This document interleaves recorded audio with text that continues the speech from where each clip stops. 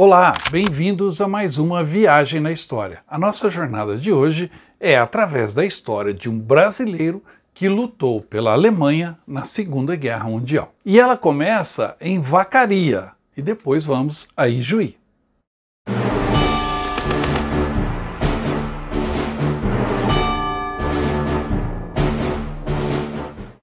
Os fatos interessantes que eu vou abordar hoje chegaram até o canal Viagem na História através de um dos nossos inscritos, o Dr. Eliandro Rosa, que é um conceituado médico lá em Vacaria, no Rio Grande do Sul. Assim como outras histórias que estão sempre chegando até nós, esta despertou muita atenção.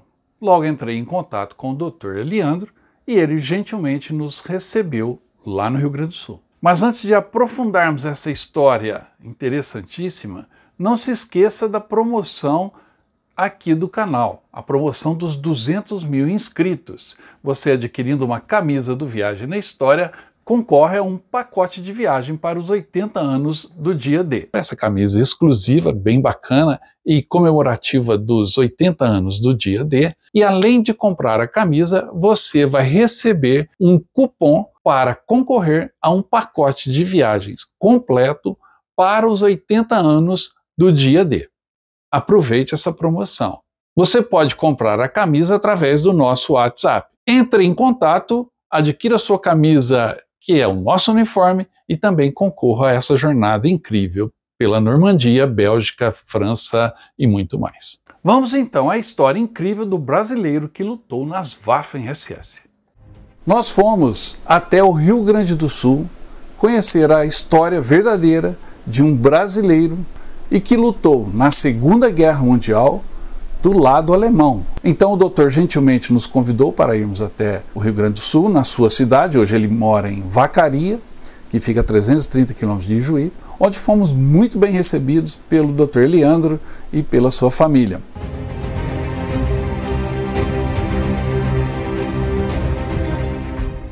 Olá pessoal, hoje a gente está aqui no Rio Grande do Sul, em Vacaria. E estamos tendo a oportunidade de visitar o Dr. Eliandro. O Dr. Eliandro é um grande aficionado da história, principalmente da história da Segunda Guerra Mundial. Parece com quem, né? E ele tem uma história a respeito da história da Segunda Guerra Mundial muito incrível que nós vamos contar hoje para vocês. Doutor, primeiro gostaria que o senhor se apresentasse para os nossos inscritos no canal. Pois não, meu nome é Eliandro Abreu Rosa, sou médico, sou cirurgião plástico aqui na cidade de Vacaria. Não sou natural daqui, mas já estou aqui há praticamente 30 anos. Mas bem no início da carreira, mais ou menos em 1990, 91, 92, eu trabalhei na cidade de Ijuí. E na cidade de Ijuí, por obra de Deus, eu tive a felicidade, o prazer, um grande orgulho de ter conhecido um ex-combatente da Segunda Guerra Mundial que nasceu na cidade de São Paulo, no dia 30 de junho de 1927. O nome dele era Ewald Rupp.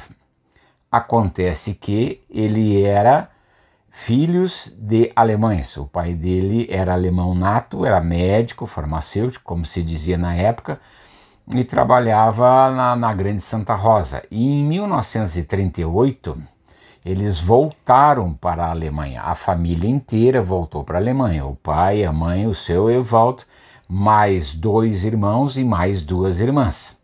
E o seu Ewald Rupp, brasileiro nato, acabou obrigatoriamente tendo que se alistar nas Forças Armadas Alemãs.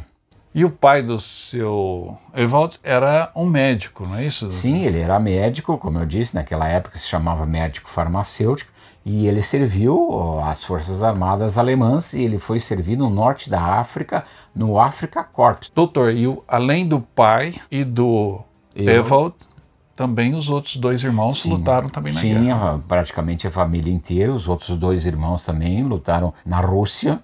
Um dos irmãos é missing in action, se perdeu em batalha, não se tem notícia dele. O outro irmão morreu efetivamente, deram baixa com corpo e tudo. Mas o único brasileiro era o Evaldo, é o único que nasceu aqui. Dos 5 filhos, o único brasileiro era o seu Evaldo. Os outros 4 nasceram na Alemanha, migraram para o Brasil. E voltaram para a Alemanha. E depois voltaram para a Alemanha em 1938. Aqui no Brasil já existia uma certa animosidade com todos de origem alemã. E o próprio governo de Adolf Hitler, na Alemanha, fazia uma propaganda a nível mundial para que os alemães natos retornassem para a Alemanha. E, obviamente, a máquina bélica já estava sendo preparada. Então, qualquer alemão nato seria muito bem-vindo na Alemanha de 1938. Eles foram muito bem recepcionados lá, mas acontece, como vocês bem sabem, 1º de setembro de 1939 eclodiu a Segunda Guerra Mundial. Evaldo, os seus 2 irmãos e a irmã também, A né? irmã era enfermeira e ela lutou, inclusive, na Batalha de Stalingrado, foi feita prisioneira e foi mandado para a Sibéria, junto com os outros 95 mil prisioneiros alemães. E em 1955, 10 anos depois que a guerra terminou, apenas 5 mil alemães retornaram para a Alemanha. Um desses 5 mil era a irmã do senhor Ewald Hupp. Mas voltando então ao senhor Evaldo, quando ele entrou em combate, em que situação? Na realidade é assim, em 1942, então, que ele tinha 15 anos, ele foi dispensado do colégio para o alistamento militar. Aí, qual foi a arma que ele escolheu para ele? Foi para a Luftwaffe. Como a demanda era muito grande, precisava, vamos dizer assim, uma mão de obra muito grande. Só que, obviamente, ele era usado como observador. Ele pegava o Stuka dele, levantava e ia fazer a observação das linhas inimigas, né? E nessas circunstâncias, inclusive, ele foi abatido, ele saltou de paraquedas. A partir desse ponto, ele não quis mais fazer parte da Luftwaffe. E aí ele se alistou na 1ª Panzer Division, a Leibstandarte Adolf Hitler. Durante 2 anos, todas as quartas-feiras de tarde, religiosamente, eu ia até a casa dele e lá eu passava a tarde inteira conversando sobre a Segunda Guerra Mundial. O seu Evaldo, muito atencioso e tal. Lá pelas tantas, me tornei muito amigo dele e ele me contou histórias realmente fantásticas. Daí ele foi para a 1ª Panzer Division, Leibstandarte Adolf Hitler. Ele permaneceu lá, inclusive na 1ª divisão eles entraram em combate em Mariupol, que fica na Ucrânia, né? E no Mar de Azov, ali, que fica e aonde fizeram 100 mil prisioneiros russos. Foi uma batalha muito grande. Quando ele estava na 1ª Panzer Division, que estava sob o comando de Sepp Dietrich, ele era 2º sargento. Nessa época ainda ele não era comandante de tanque. Ele passou a ser comandante de tanque em dezembro de 1943, né? E ele era comandante de Tiger, o Panzerkampfwagen 6, e aí, no fronte russo. No fronte russo. Isso. Inclusive nós temos aí fotos dele no fronte russo. Ele foi condecorado com a Cruz de Guerra com Espadas, que foi entregue pessoalmente para ele pelo Hermann Göring, o 2º em comando de toda a Alemanha nazista. E essa condecoração, que é a Cruz de Guerra com Espadas de 2ª classe, ela é uma condecoração que era dada para feitos, vamos dizer assim, heróicos fora de combates, mas equivale a uma Cruz de Cavaleiro. Muito bem.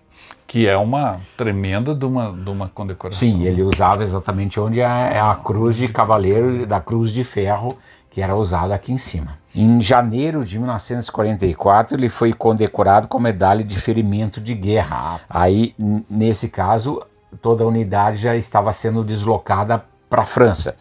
Daí ele saiu da 1ª Panzer Division e foi para a 12ª Panzer SS. Que daí é a Hitlerjugend. Ele fez parte da Hitlerjugend, porque a Hitlerjugend era a unidade que era feita dos soldados da classe que tinham nascido em 1926 e 27. Como ele era da classe de 27, ele passou para a Hitlerjugend. Daí eles já estavam no norte da França quando houve o desembarque da Normandia, e eles foram alocados então para Caen. E lá ele participou de uma batalha ferozíssima, uma ferozíssima mesmo, em Caen, onde ele ficou numa abadia junto com mais 99 camaradas, e ao final da batalha 3 tinham sobrevivido. O seu Evaldo Rupp era um dos 3 sobreviventes. Já na Batalha de Caen, ele já não era mais comandante de TIE, existiam pouquíssimos, falta de combustível e assim por diante, mas nessa época ele já era Untersturmführer, que é segundo tenente. Em agosto a dezembro de 1944, eles foram deslocados ou relocados para Regensburg, perto de Munique, para reagrupar a divisão. Sim. E a partir daí as ações sempre foram defensivas. Dentro, né? Dentro do solo pátrio. E veja que interessante, Mariano. Em janeiro de 1945, ele foi dispensado temporariamente do serviço militar. Para quê? Para voltar para a escola, para cumprir as provas finais do colégio, em janeiro de 1945. Puxa, veja só. Em plena guerra. Em plena guerra. E mesmo em janeiro ele já voltou de novo para os combates. Daí a divisão foi mandada para a Hungria. E lá ele teve batalhas na Hungria. Em março de 45, como você sabe, já no finalzinho da guerra, ele foi para a Áustria. Em maio de 45, praticamente no último mês da guerra, nos primeiros meses de maio, ele estava no Tirol, inclusive. Os primeiros dias de maio. Inclusive ele trouxe para mim que ele coletou lá na época uma Edelweiss. A Edelweiss é a flor dos Alpes, né? Que os soldados que lutam naquela região usam no cap. Né? Exato. Terminado a guerra, aí é que começou o sofrimento. Ele foi feito prisioneiro pelos americanos. Sim.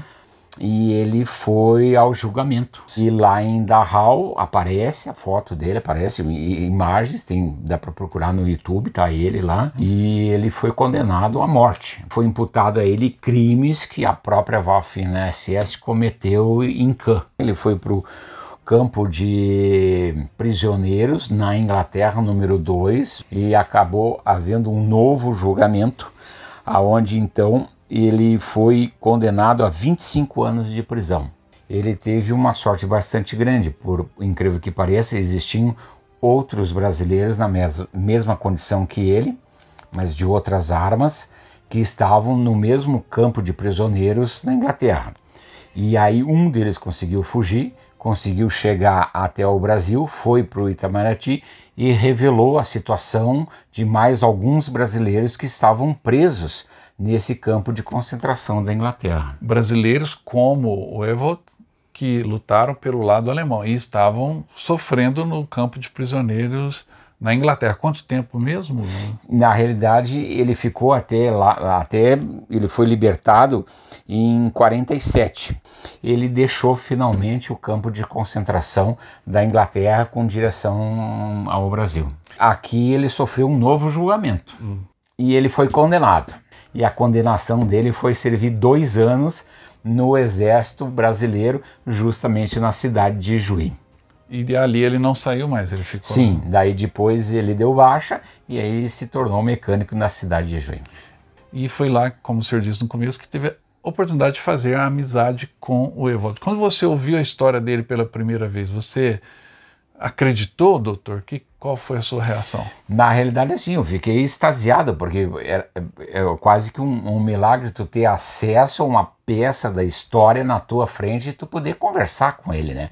Então eu levava muito material que eu tinha em casa e ele manuseava, por exemplo, esse é um dos livros da 12ª, foi aqui que ele combateu, inclusive ele autografou o livro, aqui está Evaldo Rupp, Untersturmführer, aquele Panzer Battalion, Pioneer Panzer Battalion da 3ª Companhia, e uma história muito, mas muito interessante, quando eu levei esse livro aqui do Kurt Panzermeier, né, que foi comandante dele, e ele folheando o livro na minha frente, ele parou na página onde aparecia a fotografia que estava sentado o Fritz Witt, o Kurt Panzermeier à direita e o Max Wundt, e ele parou nessa fotografia e ficou olhando.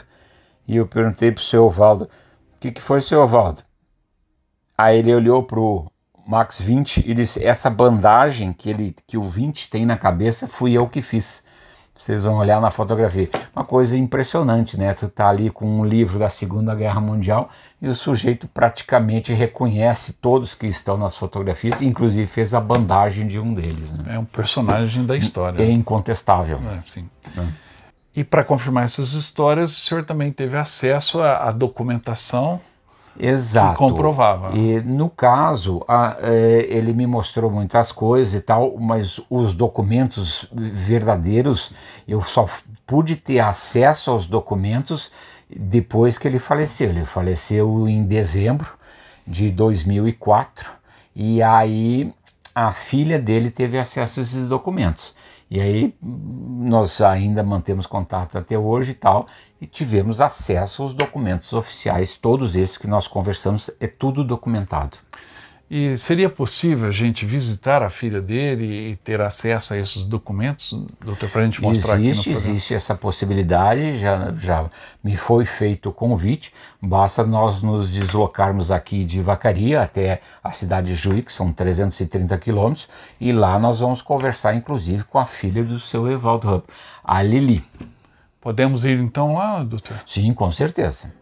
De Vacaria e Juí são cerca de 300 quilômetros, que passaram rapidamente por conta do bom papo com o Dr. Eliandro. Uma companhia inestimável.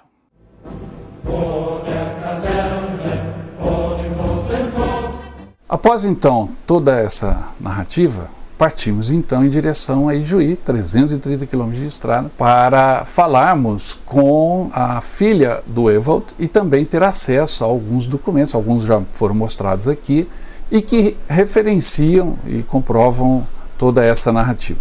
Chegando então em Ijuí, já somos recebidos por um belíssimo portal que celebra a integração desses povos, das nacionalidades diversas, que migraram para a cidade e fizeram a história dessa cidade. Bom, agora a gente já está bem próximo aqui da residência onde morava o senhor Evaldo Rupp, e a gente já tem a marca ali de uma mecânica que pertence à família. Doutor, voltar aqui depois de tanto tempo para contar essa história, né? O que passa pela cabeça? É uma experiência interessante, Mariano, porque assim, ó, toda essa história que eu passei, sinceramente eu achei que ia se perder, porque não tinha possibilidade de passar adiante. Graças a teu canal agora, ela vai se tornar uma história imortal. E estamos aqui para contar essa história que é realmente fantástica. Pudemos conhecer a casa onde o Evaldo Rupp morava e onde ele contou toda a história para o Dr. Eliandro. E é aqui em Ijuí, na rua Minas Gerais, onde o Dr. Eliandro se reunia com o Sr. Evaldo. E as histórias ali afloravam, não é isso, doutor? Exato, era o ano de 1991 e 92, durante 2 anos, todas as quartas-feiras de tarde, eu vinha conversar com o seu Evaldo Rupp, nessa casa que hoje está abandonada. Ele sentava ali naquela sala e conversava com o seu Evaldo sobre a Segunda Guerra Mundial.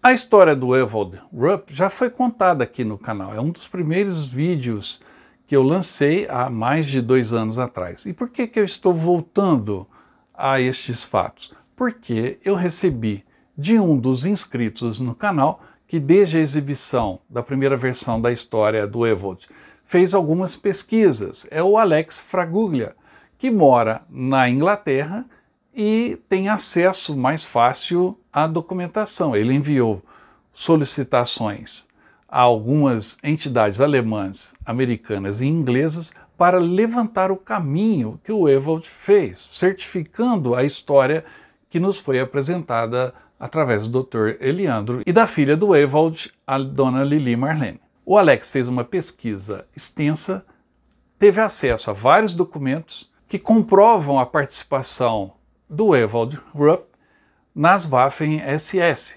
conforme vocês estão vendo aí na tela. E o Alex também nos mandou um vídeo falando sobre essa pesquisa que ele fez. Olá, saudações aos seguidores do canal Viagem na História.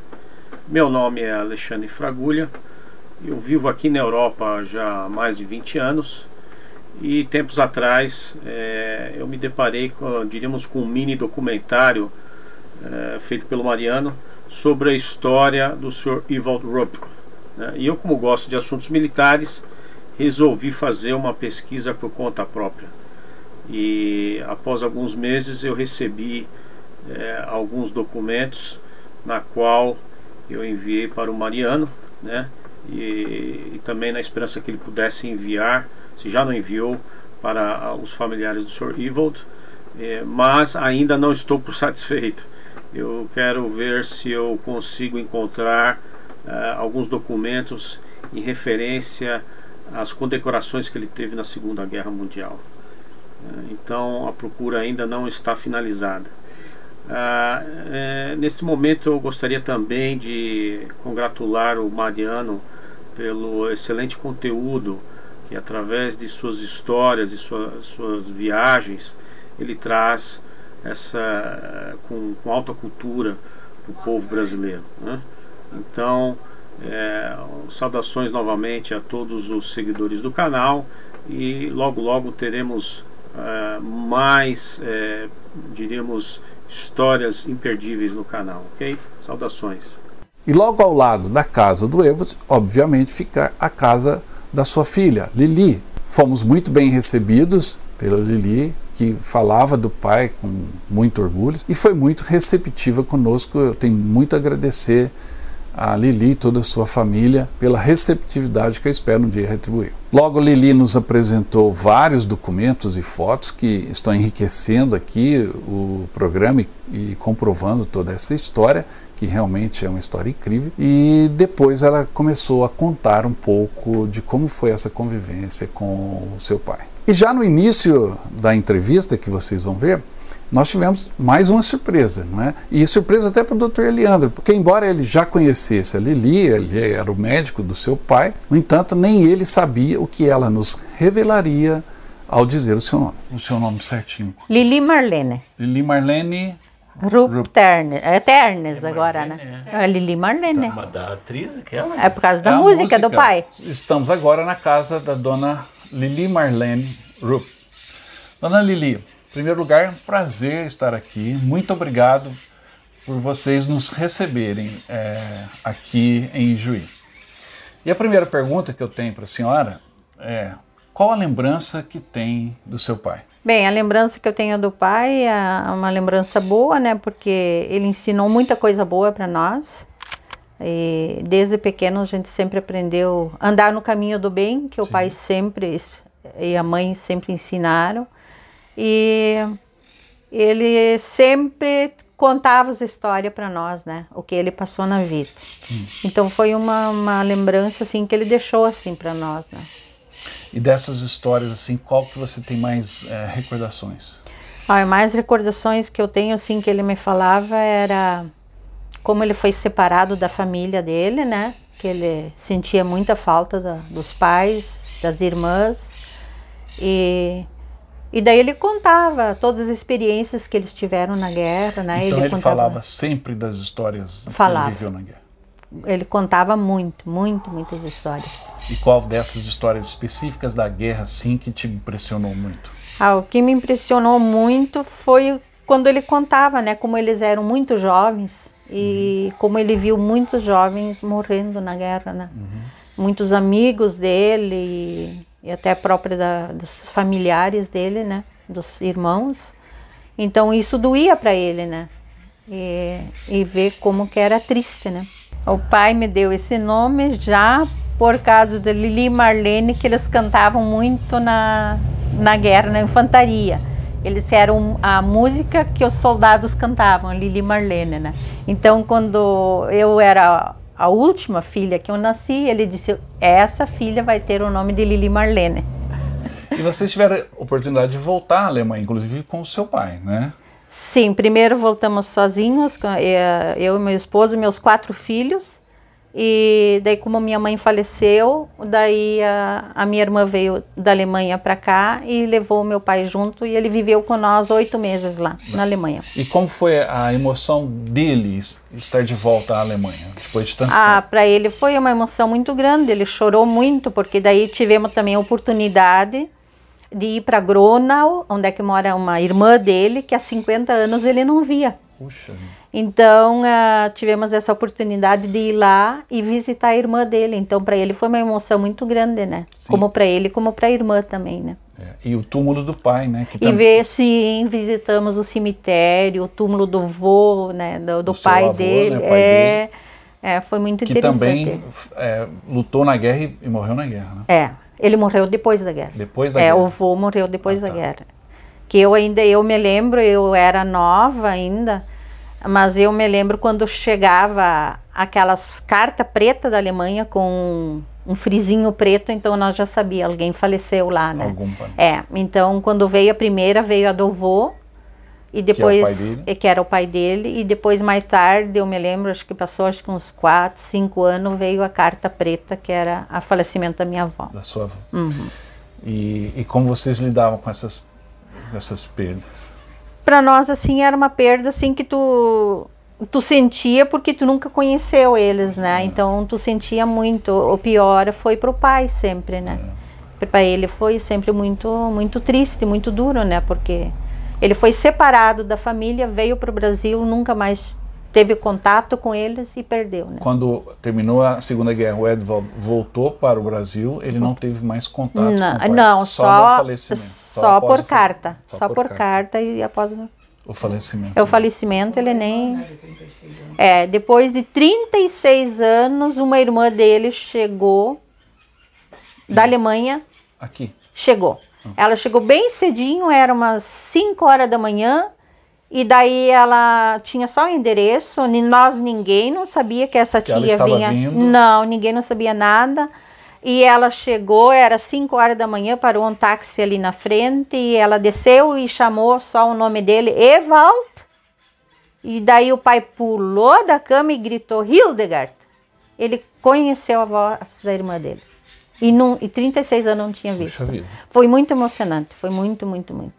Deve ter sido uma grande emoção. Era uma grande emoção. E como ele lidava com essas emoções? Ele era expansivo ou interiorizava muito essas... Não, o pai era bastante assim, sentimental também. O pai, ele demonstrava os sentimentos dele. Sim. E o doutor perguntou do nome, né, Lili?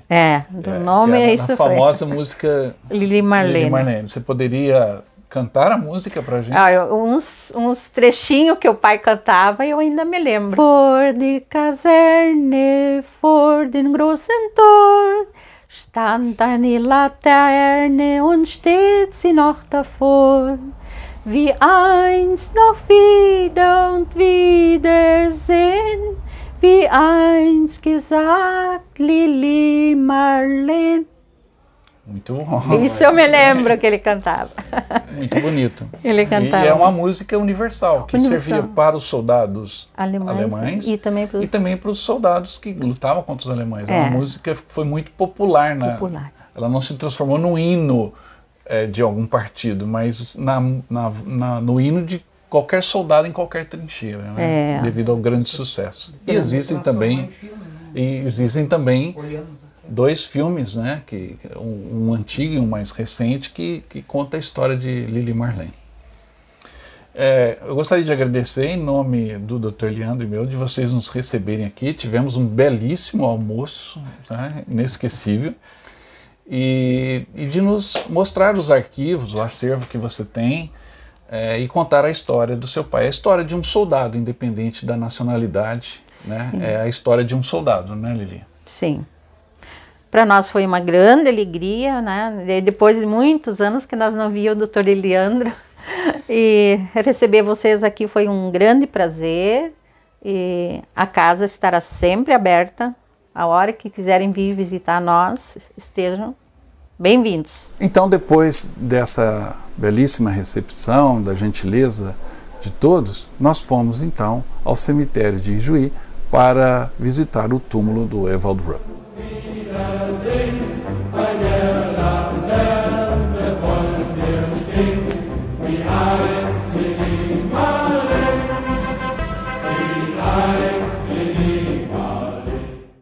Bom, era essa a história incrível do Ewald Rupp. Eu queria agradecer ao Dr. Eliandro mais uma vez por gentilmente nos ter acompanhado ao longo de toda essa visita, a Lili Marlene, que gentilmente nos recebeu lá em Juí, e ao Alexandre Fraguglia, o Alex, que também enriqueceu esse vídeo com as suas pesquisas. Espero que vocês tenham gostado dessa história incrível de um brasileiro que lutou pela Alemanha na Segunda Guerra. E se você quiser saber mais sobre o assunto, existe um livro do Denison de Oliveira que fala exatamente dos soldados brasileiros de Hitler. É um livro em que o Denison entrevistou ex-combatentes brasileiros que lutaram pela Alemanha. Esse livro foi publicado pela Juruá Editora e eu consegui comprá-lo através da Amazon ou da estante virtual. Creio que você vai conseguir ter acesso a ele se você quiser pesquisar mais sobre o assunto. Antes de me despedir, não se esqueça da promoção. Você adquirindo a camisa do Viagem na História, comemorativa dos 200 mil inscritos e dos 80 anos do dia D, você concorre exatamente a isso, a um pacote de viagem para o ano 2024 e os 80 anos do dia D, para a Normandia, Bastogne e afins.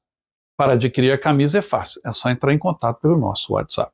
Espero que tenham gostado do vídeo. Se gostou, não se esqueça de dar um like, deixar o seu comentário e se inscrever no canal se ainda não está inscrito. Isso ajuda o Viagem na História a ir cada vez mais longe e contar cada vez mais histórias para vocês.